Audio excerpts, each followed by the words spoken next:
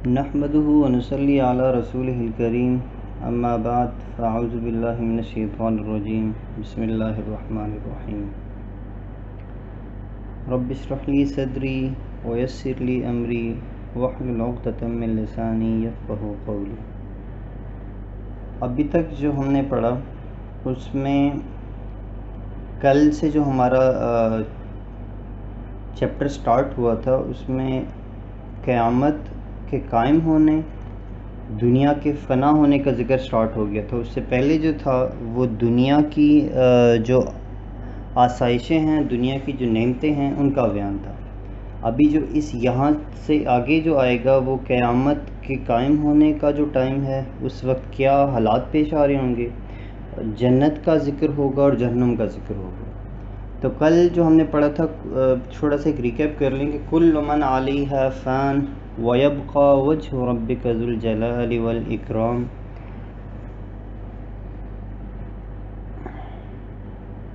اس کا مطلب تھا کل من علیہا فان، جو بھی چیز ہے، جو بھی ذی وجود شے ہے اس نے فنا ہو جانا ہے، باقی کسی نے نہیں رہنا۔ بقا صرف اللہ کی ذات کو ہے، باقی سب چیزیں فنا ہیں، فانی ہو جانی ہیں، ختم ہو جانی ہیں۔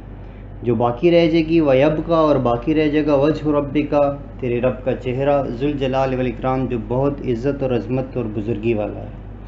جیسے میں کل بتایا تھا چہرے سے مراد صرف چہرہ نہیں ہے، کیونکہ ہماری سمجھ کے لیے یہ ورڈ یوز کیا گیا ہے، ورنہ اللہ تعالیٰ کا ہم یہ نہیں کہہ سکتے کہ اچھا اللہ کا چہرہ یا آنکھیں یا وغیرہ وغیرہ، یہ صرف ہماری اصطلاح کی نہیں۔ جیسے انسان بھی بصیر ہے، اللہ بھی بصیر ہے، انسان بھی عالم ہوتا ہے، اللہ تعالیٰ بھی عالم ہوتا ہے، لیکن چونکہ ہمارے پاس الفاظ کا جو ذخیرہ ہے وہ محدود ہے، تو اسی لیے ہمیں سمجھانے کے لیے اس طرح کے الفاظ یوز کیے گئے ہیں۔ چہرے سے ویسے بھی چونکہ بندے کی پہچان چہرے سے ہوتی ہے، پرسنالٹی چہرے پہ پہچانی جاتی ہے، تو اس لیے یہاں پہ یہ والا جو ورڈ ہے یہ زیادہ ریلیونٹ نظر آتا ہے، تو اسی لیے یہ والا ورڈ یوز کیا گیا ہے۔ نیکسٹ جو آیت ہے سَنَفْرُعُ لَكُمْ أَيُّهَا الثَّقَلَانِ فَبِأَيِّ آلَاءِ رَبِّكُمَا تُكَذِّبَانِ۔ یہ ہے آیت نمبر 33۔ اس میں کیا کیا ہے؟ سنفرع کا مطلب جلد ہے کہ ہم فارغ ہو جائیں گے۔ جب سین آ جاتا ہے تو اس کا مطلب ہوتا ہے جلد ہے۔ سنفرع جلد ہے کہ ہم فارغ ہو جائیں گے، لکم تمہارے لیے، ایھا الثقلان اے دو بوجھوں۔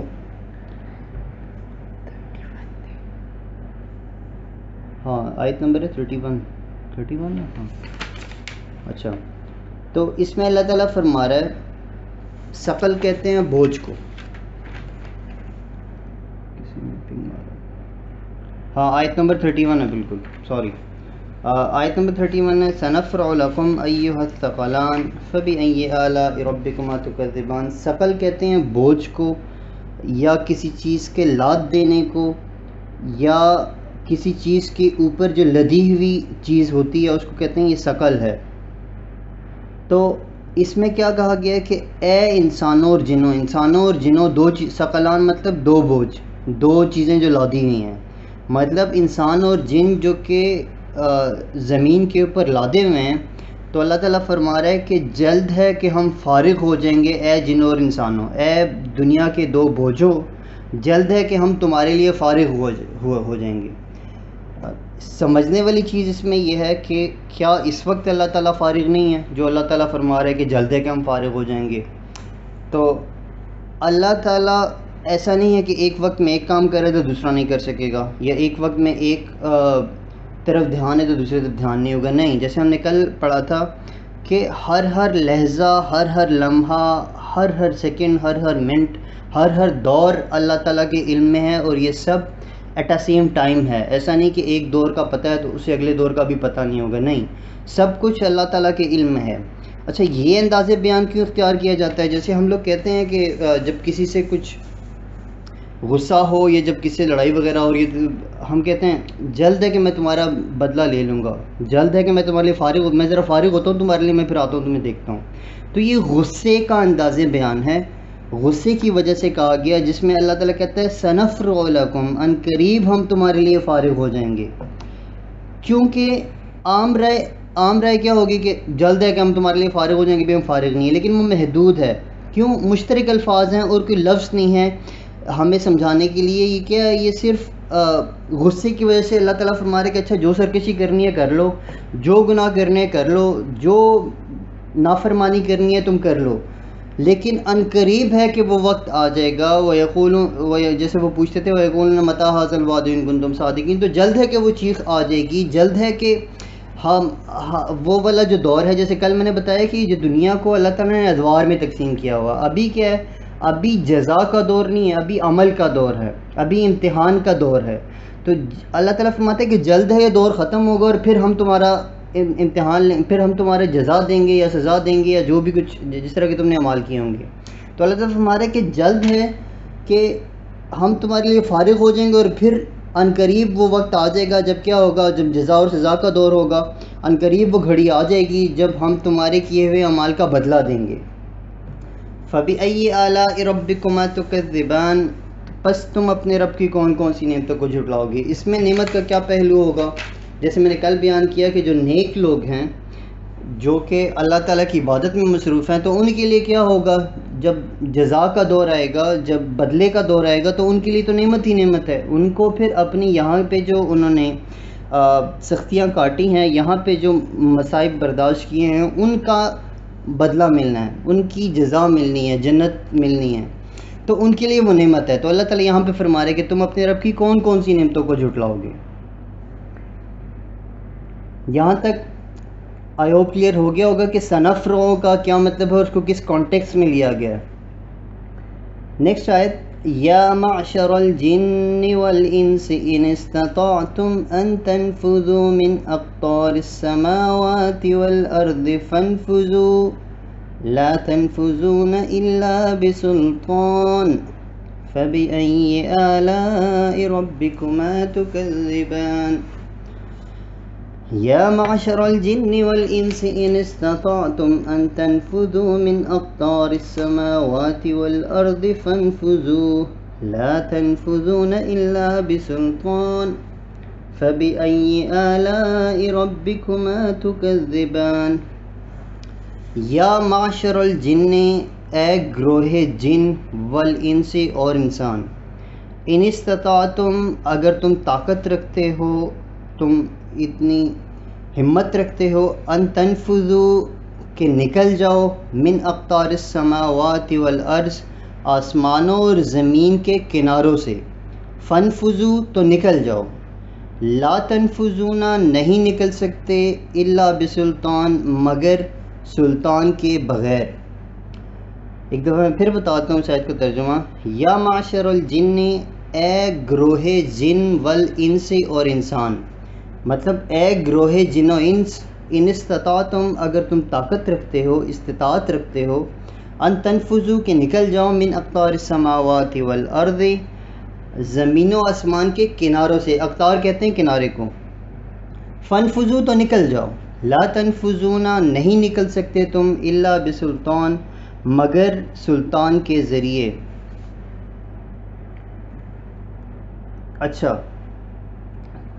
دو تین چیزیں ہیں یہاں پہ کیا کر رہا ہے اللہ تعالیٰ؟ چیلنج کر رہا ہے جنوں اور انسانوں کو کہ اگر تم زمین و آسمان سے باہر نکل سکتے ہو، اس کی حدود کو چھوڑ کے ان کو کراس کر کے یہاں سے باہر جا سکتے ہو تو چلے جاؤ. صرف اسی صورت میں عذاب سے خلاصی ہو سکتی ہے. لیکن اللہ تعالیٰ آگے فرما رہا ہے لا تنفذون، تم نہیں نکل سکتے، کبھی ایسا پاسبل ہی نہیں ہے کہ تم ان کی کناروں سے نکل جاؤ، الا بسلطان، لیکن سلطان سے، سلطان کہتے ہیں طاقت کو. سلطان کے دو تین معنی آئے ہیں، ایک ہوتا ہے قوت، ایک ہوتا ہے زور، غلبہ، طاقت. ان چیزوں کو اگر ہم ملائیں تو جو کیفیت بنتی ہے، جو پاور بنتی ہے، اسے کہتے ہیں سلطان. یا جو دوسرا مطلب اس کا ہے وہ ہے کہ کسی صاحب قوت بندے کی طرف سے کوئی اجازت نامہ ہونا. مطلب جیسے ویزا ہوتا ہے، ویزا کیا ہے؟ ایک اجازت نامہ ہے کہ ہم اس فلاں فلاں جگہ پہ ہم پھر سکتے ہیں. بحرین آئے ہیں، ہمارے پاس ایک ویزا ہے، کسی صاحب قدرت، صاحب طاقت بندے کی طرف سے اجازت نامہ ہے بحرین میں پھرنے کا. دو طریقے ہو سکتے تھے کہ یا تو ہمارے پاس اتنی پاور ہوتی کہ اچھا یار تم ہمارا کچھ نہیں بگاڑ سکتے، میں تو یہاں پہ آنا ہی آنا ہے، یا میرے پاس اجازت نامہ ہوتا. تو اللہ تعالیٰ یہاں پہ فرما رہا ہے کہ اگر تم زمین و آسمان کی کناروں سے نکل سکتے ہو تو نکل جاؤ. نہیں نکل سکو گے لیکن دو طریقے، الا بسلطان، یا تو تمہارے پاس طاقت ہو یا تمہارے پاس اجازت نامہ ہو. اچھا یہاں پہ بھی یہ جو ہیں، یہ جیسے کل میں بتا رہا تھا کہ لغت کی مشکلات ہیں، ایک لفظ ہے لیکن اس کا سمجھانا، اس کا کانٹیکس جاننا بہت ضروری ہے. تو یہاں پہ تھوڑا سا دھیان دیجیے گا. پہلے تو اگر ہم یہ سمجھے کہ یہ بیان ابھی کے وقت کا ہو رہا ہے، کہ آج کے دن کا اللہ تعالیٰ فرما رہا ہے کہ اے جن و انس، اس وقت اگر میں اس کا بیان لوں کہ اگر تم زمین و آسمان کی کناروں سے نکل سکتے ہو تو نکل جاؤ. تم نہیں نکل سکو گے لیکن جب تک تمہارے پاس پاور نہیں ہوگی. آج اگر بیان فرما رہا ہے تو اس کا یہ مطلب ہوگا کہ اللہ تعالیٰ دنیا کے جنوں اور دنیا کے انسانوں سے بیان فرما رہا ہے. ان کو کہتا ہے کہ اگر تم دنیا اور آسمان، زمین و آسمان کے کناروں سے نکل سکتے ہو تو نکل جاؤ، لیکن تم نہیں نکل سکو گے. کیوں؟ کیونکہ تمہارے پاس وہ پاور ہی نہیں ہے. تم بنا پاور کے یا بنا اجازت نامے کے نہیں نکل سکتے. دوسری رائے یہ ہے اس کے بارے میں کہ یہ قیامت کے وقت کا ذکر ہے، کہ وہاں پہ جب سارے لوگ، اب میدان محشر قائم ہو چکا ہے، جنوں اور انسانوں کو اکٹھا کیا جا چکا ہے. اب جیسے پیچھے اللہ تعالیٰ نے فرمایا سنفرع لکم ایھا الثقلان، جلد ہے کہ ہم فارغ ہو جائیں گے تمہارے لیے. تو اب وہ فراغت کا دور آ گیا ہے، وہ جزا اور سزا کا دور آ گیا ہے. تو یہاں پہ اللہ تعالیٰ فرما رہا ہے جنوں اور انسانوں سے کہ اے جنوں انس، اگر تم یہ جو میدان محشر ہے، یہ جو زمین کے اوپر ہم نے محشر قائم کیا ہوا، جیسے کل میں نے بتایا کہ جو محشر ہے وہ بھی زمین پہ ہی قائم ہوگی. زمین کا حساب زمین پہ ہی ہوگا، زمین کو برابر کر دیا جائے گا، چٹیل میدان بن جائے گا اور یہاں پہ پھر میدان محشر قائم ہوگا. تو اللہ تعالیٰ اس وقت فرمائیں گے، اس وقت کا ذکر ہے یہ، کہ اس وقت اللہ تعالیٰ فرمائیں گے کہ اگر تم یہاں سے نکل سکتے ہو تو نکل جاؤ، لیکن تم نہیں نکل سکو گے. جیسے قرآن پاک کے ایک اور جگہ پہ ہے، یقول الانسان یومئذ این المفر، اس دن انسان کہے گا کہ راہ فرار کہاں پہ ہے. تو اس آیت کو اگر ہم اس آیت کے کانٹیکس میں دیکھیں تو یہ اصل میں ہمیں پتہ چلتا ہے کہ یہ بیان آخرت کے وقت کا ہے، یہ ابھی کے لیے نہیں ہے. کہ آخرت میں اللہ تعالیٰ فرمائے گا جنہوں انس کیا کر رہے ہوں گے، جب میں نے کل بتایا وجاء ربک والملک صفا صفا، جب فرشتے ان کو ہر طرف سے گھیرے ہوئے ہوں گے تو وہ کیا کر رہے ہوں گے کہ یار کوئی جائے پناہ ہو جہاں پہ میں نکل جاؤں، جہاں پہ میں گم ہو جاؤں. جیسے کہ حضرت ابوبکر صدیق رضی اللہ عنہ کے بارے میں آتا ہے کہ وہ اکثر ایک تنکے کو اٹھا کے کہتے تھے کہ اے کاش کہ میں ایک تنکا ہوتا، میں پیدا ہی نہ ہوا ہوتا انسانی، مجھے یہ وجود بخشا ہی نہ گیا ہوتا. کبھی ایک ٹہنی کو اٹھا کے کہتے کہ اے کاش میں ٹہنی ہوتا. تو اس وقت کی کیفیت، مطلب جن لوگوں نے اس وقت کی کیفیت کو ابھی محسوس کر لیا تو وہ ابھی کہتے ہیں کہ کاش ہم پیدا ہی نہ ہوئے ہوتے. ہمارے حساب کتاب کیونکہ اتنا مشکل کام ہے حساب کتاب دینا، تو وہ لوگ اس وقت وہ دعا کر رہے ہوتے تھے کہ کاش میں ہوتا ہی نہ، مجھے یہ وجود بخشا ہی نہ گیا ہوتا. کیونکہ اس وقت کا حساب بہت مشکل ہے. اس وقت کی جو اللہ تعالیٰ کی جلالی کیفیت ہوگی وہ اس کا اندازہ لگانا بہت مشکل ہے. صاحب نظر لوگ لگا سکتے ہیں، جیسے حضرت بکر صدیق رضی اللہ عنہ کہتے تھے کہ کاش میں ہوتا ہی نہ. تو اس وقت بھی انسان کہے گا، اس وقت بھی جن کہیں گے کہ کہیں راہ فرار کہاں پہ ہے، میں بس پناہ ہونا چاہ رہا ہوں، میں ختم ہونا چاہ رہا ہوں، میں چاہ رہا ہوں کہ میں ہوں ہی نہ، میں اس چیز سے نکل جاؤں باہر. لیکن اللہ تعالیٰ فرمائے کہ نہیں، تم نہیں نکل سکو گے کبھی بھی الا بسلطان. لیکن بسلطان وہاں پہ کیا ہو گیا؟ اللہ تعالیٰ کا اجازت نامہ. اب اللہ تعالیٰ کا اجازت نامہ تو وہاں پہ ہوگا نہیں. ہر ایک شخص کو اس کا حساب مل جائے گا، جو اچھا کیا ہوگا یا برا کیا ہوگا. تو اس وقت پھر کوئی راہ فرار نہیں ہوگی. جو کچھ کمانا ہے وہ اس وقت کمانا ہے تاکہ اس وقت کام آئے. اس وقت کوئی راہ فرار نہیں ہوگی. اس وقت بدلے کا دور شروع ہو چکا ہوگا، فراغت آ چکی ہوگی، اور اس وقت پھر جزا اور سزا ہونا ہی ہونا. فَبِأَيِّ آلَاءِ رَبِّكُمَا تُكَذِّبَانِ، بس اے جنائز تم اپنے رب کی کون کون سی نعمتوں کو جھٹلاؤ گے. یہاں پہ پھر کون سی نعمت کا پہلو آئے گا کہ یہ جو واقعات بعد میں ہونے ہیں، یہ جو کلام بعد میں ہونا ہے، یہ جو مکالمہ انسانوں اور فرشتوں اور اللہ تعالیٰ کے درمیان ہونا ہے، اس کی اطلاع پہلے ہی دی جا رہی ہے کہ دیکھو اس کی تیاری کر لو. وہ جو وقت آنے والا ہے وہ بہت سخت ہے، وہ جو دن آنے والا ہے محشر کا، وہ جو حساب کتاب قائم ہونا ہے وہ بہت سخت ہے. تو نعمت یہاں پہ اس سینس میں ہے کہ اس وقت کی اطلاع پہلے دی جا رہی ہے کہ اس وقت کی تیاری کر لو، اس وقت کے لیے اپنے آپ کو ریڈی کر لو، تاکہ پھر اس وقت یہ نہ کہو کہ یقول الانسان یومئذ این المفر، انسان اس دن کہے گا کہ کہاں پہ ہے راہ فرار، مجھے بتاؤ کہ میں کہیں پہ یہاں سے بھاگ جاؤں. یہاں پہ میں ہوئی نہ، یا پھر کیا ہوگا اللہ بسلطان، کیا ہوگا کہ اللہ تعالیٰ اس کو فنا کر دیں، کیونکہ اس کے علاوہ تو کوئی صورت بنتی نظر نہیں آتی، اللہ بسلطان صرف جس کو اللہ چاہے گا وہی ہو سکے گا۔ اچھا پھر بھی کیا ہوگا، کچھ لوگ بھاگنے کی کوشش کریں گے، اس کے انہی کے بارے میں پھر اگلی آیت ہے یرسل علیکما شواظ من نار ونحاس فلا تنتصران، یرسل علیکما شواظ من نار ونحاس فلا تنتصران فبأي آلاء ربكما تكذبان، یرسلو بھیجے جائیں گے، چھوڑا جائے گا، علیکما تم پر، شواظ من نار آگ کے شعلے، ونحاس اور دھواں، فلا تنتصران پس پھر تم مقابلہ نہیں کر سکو گے۔ میں پھر بتاتا ہوں، یرسلو بھیجا جائے گا یا چھوڑا جائے گا، علیکما تم پر، شواظ من نار آگ کا شعلہ، ونحاس اور دھواں، فلا تنتصران پس پھر تم مقابلہ نہیں کر سکو گے۔ فبأي آلاء ربكما تكذبان پس اے جنیس تم اپنے رب کی کون کون سی نعمتوں کو جھٹلاؤ گے۔ اچھا یہاں پہ کیا ہے، یہاں پہ بھی دو رائے ہیں اس کے بارے میں۔ ایک تو اس وقت جو لوگ اس میدان سے نکلنے کی کوشش کر رہے ہوں گے تو ان پہ کیا ہوگا، شواظ کہتے ہیں آگ کا وہ جو سٹارٹ کا شعلہ ہوتا ہے جس میں سب سے زیادہ تپش ہوتی ہے، دھواں وغیرہ نہیں ہوتا، تو اس کو کہتے ہیں شواظ من نار۔ شواظ من نار آگ کا شعلہ، آگ کا وہ شعلہ سب سے گرم حصہ ہوتا ہے۔ نحاس کے دو مطلب آئے ہیں، ایک تو اس کو کہتے ہیں کہ دھوئیں کو کہتے ہیں، اور دوسرا کہتے ہیں کہ پگھلے ہوئے تانبے کو بھی کیا کہتے ہیں، نحاس کہتے ہیں۔ اگر ہم دونوں ہی مطلب لے لیں تو جو کوئی بھی بھاگنے کی کوشش کر رہا ہوگا، جو کوئی بھی نکلنے کی کوشش کر رہا ہوگا، تو کیا ہوگا، اس کے اوپر آگ چھوڑی جائے گی، آگ کے شعلے چھوڑے جائیں گے اور دھواں چھوڑا جائے گا، اور پھر ان کے اوپر پگھلا ہوا تانبا ڈالا جائے گا۔ ایک تو اس کا یہ مطلب ہے کہ اس وقت جو میدان مصر سے نکلنے کی کوشش کر رہے ہوں گے تو ان کی کیا کیفیت ہوگی، فلا تنتصران پس پھر تم اس کا مقابلہ نہیں کر سکو گے۔ ایسا ہو ہی نہیں سکتا کہ تم اس سے نکل بھاگو یا تم اس کو انفلٹریٹ کر کے بھاگ جاؤ کہیں پہ، یہ پاسبل نہیں ہے۔ دوسرا یہ ان شیاطین کے بارے میں بھی ہو سکتا ہے کہ جو آج بھی جن کو جو لوگوں کے موکل ہیں اور وہ جا کے آسمان کے قریب جاتے ہیں، ان کو گنسن لانے کی کوشش کرتے ہیں۔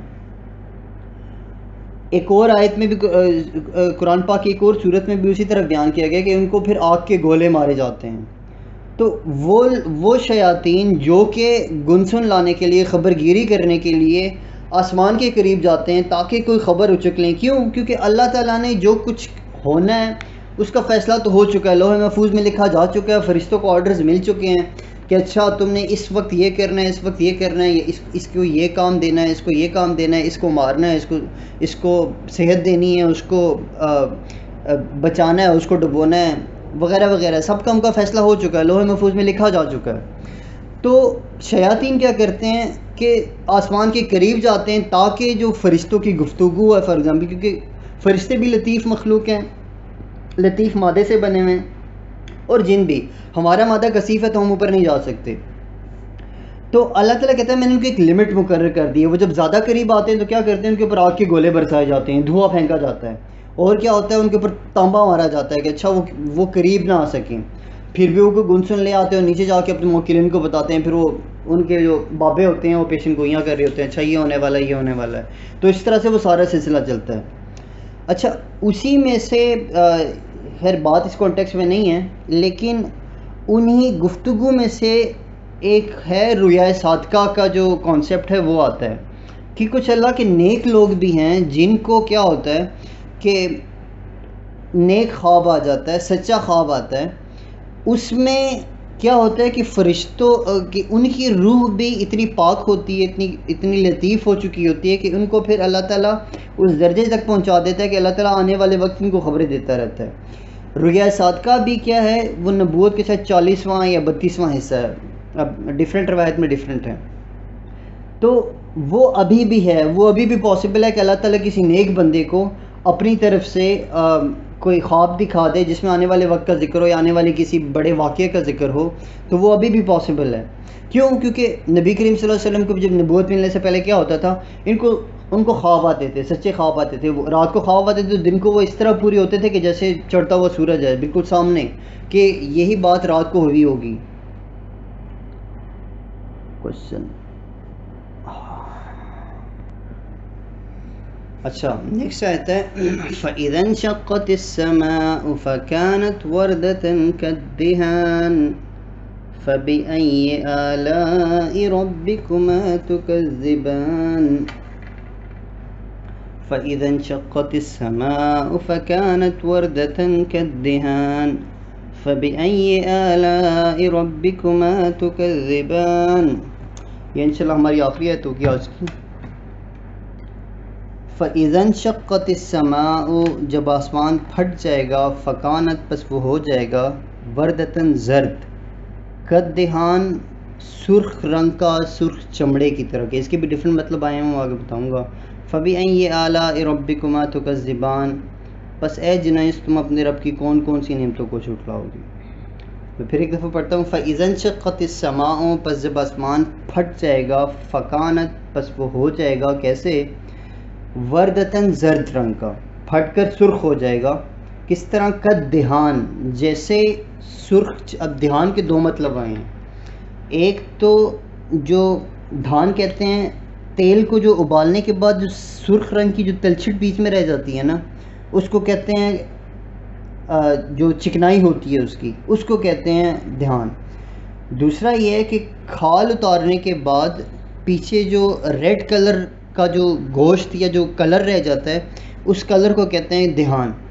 تو یہ دو مطلب آئے ہیں کدہان کے. مطلب آسمان کا اس دن کلر کیا ہو جائے گا، وہ زرد رنگ کا ہو جائے گا. جیسے ایک سرخ چمڑا نہیں ہوتا، سرخی رنگ والا جو چمڑا ہوتا ہے اس طرح کا.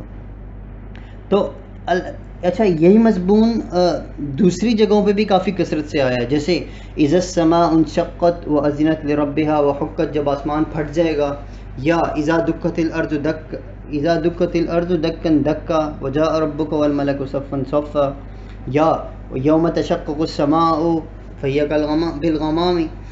مطلب آسمان قیامت کے قریب کیا ہو گیا. قیامت کی نشانیوں کی میں سے ایک نشانی ہے کہ آسمان پھٹ جائے گا اور پھٹ کے بالکل سرخ ہو جائے گا. سرخ سے کیفیت یہ پیدا ہوگی کہ اللہ کے جلال کی کیفیت اتنی زیادہ ہوگی کہ اس وقت ایسے لگ رہا ہوگا کہ آسمان سے خون برس رہا ہے. جیسے کھال اتار کے پیچھے وہ سرخی رنگ والا کلر نہیں بچتا، اس طرح کا ہو جائے گا. تو اللہ تعالیٰ کی جلالی کیفیت کا ذکر ہو رہا ہے کہ آسمان اس وقت سرخ چمڑے کی طرح ہو جائے گا. دوسری آیت میں قرآن پاک میں آتا ہے کہ آسمان اس طرح ہوگا جیسے پگھلا ہوا تانبا نہیں ہوتا اور وہ برس رہا ہوتا ہے، تو اسی طرح آسمان برس رہا ہوگا جیسے بارش برستی ہے، تو وہ پگھلے ہوئے تانبے کی طرح برس رہا ہوگا. کچھ روایت میں ہے کہ جہنم کی جو تپش ہوگی وہ پھر اتنی زیادہ کر دی جائے گی کہ اس کی وجہ سے کیا ہوگا، آسمان پگھلنا شروع ہو جائے گا اور وہ نیچے برسنا شروع ہو جائے گا، سرخ رنگ کا ہو جائے گا. تو یہاں پہ بیسیکلی جو قیامت کے دن کی کیفیت ہے کہ جب قیامت آئے گی تو وہ کیفیت بیان ہو رہی ہے. فَإِذَا انشَقَّتِ السَّمَاءُ پس جب آسمان پھٹ جائے گا اور بالکل وہ روکنے گلاب کی طرح کا جو کلر ہوتا ہے اس طرح کا ہو جائے گا، تو فَكَانَتْ وَرْدَةً كَالدِّهَانِ پس وہ سرخ چمڑے کی طرح ہو جائے گا. فَبِأَيِّ آلَاءِ رَبِّكُمَا تُكَذِّبَانِ پس اے جنائس تم اپنے رب کی کون کون سی نعمتوں کو جھٹلاؤ گے. یہاں پہ نعمت کا مطلب نہیں ہوگی، یہاں پہ اللہ تعالیٰ کی عظمت اور بلندی اور کبریائی کا مطلب ہوگا. کہ اللہ تعالیٰ فرما رہا ہے کہ اے جنائس اس دن پھر تم کیا کرو گے. اس دن کی تیاری مطلب وہ ہمیں پہلے سے یہ بتایا جا رہا ہے کہ اس دن یہ ہونے والا ہے. اچھا اذان ہونے والی ہے. اللہ تعالیٰ مجھے بھی اور آپ کو بھی اس دن کی تیاری کرنے کی توفیق عطا فرمائے کہ میرے بھائی دوستو بہت سخت دن ہوگا. تو اللہ تعالیٰ سے دعا ہے کہ قرآن جو پڑھا ہے اس پہ عمل کرنے کی توفیق عطا فرمائے. وآخر دعوانا الحمدللہ رب العالمین.